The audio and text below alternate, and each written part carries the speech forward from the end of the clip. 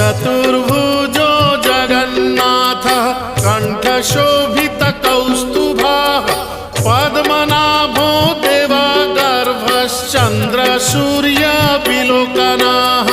जगन्नाथो लोकनाथो नीलाद्रीशः परो हरिः